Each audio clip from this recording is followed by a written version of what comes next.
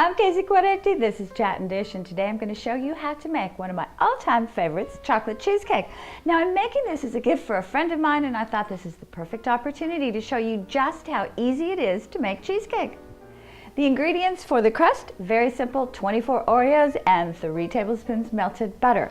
For the cheesecake itself, 3 packages, 8 ounces each of room temperature cream cheese.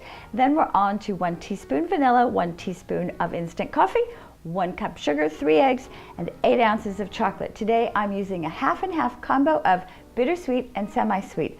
I have a bowl of fresh fruit here, strawberries and blueberries, because that's my suggestion for the topping on your cheesecake. So let's get cooking. I've got my springform pan and I'm just drawing a circle around. I'm using it as my pattern on a piece of parchment paper. I want to line the bottom of the springform pan with parchment paper. Now, springform pan, it's just like a cake pan, but it's got this little side spring here and the sides actually pull away from the bottom of the pan. Now, all I have to do is take this pattern of a circle, and I've got scissors here, and I'm just going to cut a little bit smaller than what I traced around, because that was the outside of the pan. A tiny little bit of non-stick spray on the bottom and sides of our pan, and our paper is then ready to go into the bottom. Grab your 24 Oreos and your 3 tablespoons of melted butter. Pop both of those into your electric food processor, or alternately, if you don't have a food processor, use one of these big plastic bags. Oreos go in, seal it up, smash it good and proper with the bottom of a frying pan, and then mix in your melted butter. It's just that simple.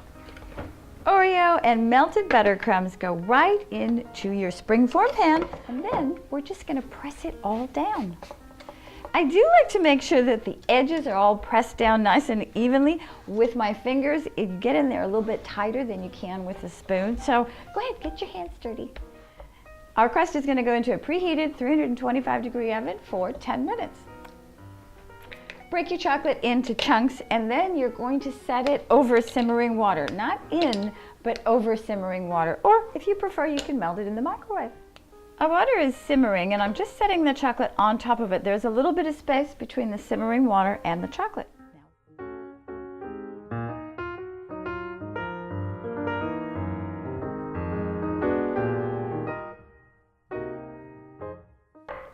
Well, our chocolate is cooling down now that it's melted. It's quite hot, and we just want to have it warm. I'm going to take our 3 packages of cream cheese and our cup of sugar, and I'm going to mix them together. I'm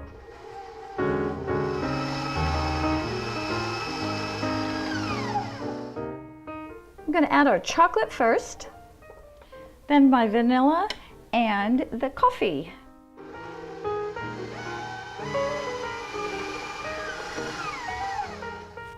Time to scrape down the sides of the bowl and add our eggs one at a time.